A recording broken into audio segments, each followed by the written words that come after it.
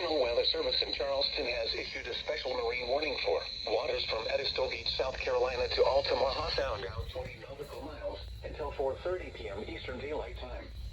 At 3:06 p.m. Eastern Daylight Time, strong thunderstorms were located along the line from over Calabogie Sound to 10 nautical miles northwest of Ossabaw Sound, moving south at 20 knots.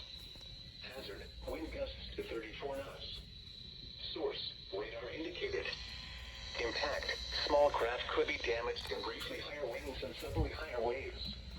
Locations impacted include DOA buoy, C buoy OS, C buoy 2W, 110-degree Olympic buoy, buoy KC, sailboat Jupiter, Motherlode barge, Wausau Sound buoy, Ossabaw Sound, Savannah buoy, CAT buoy, tug reel upon, buoy tender sagebrush, CCA buoy and ferry boat Janet. Move to safe harbor until hazardous weather passes.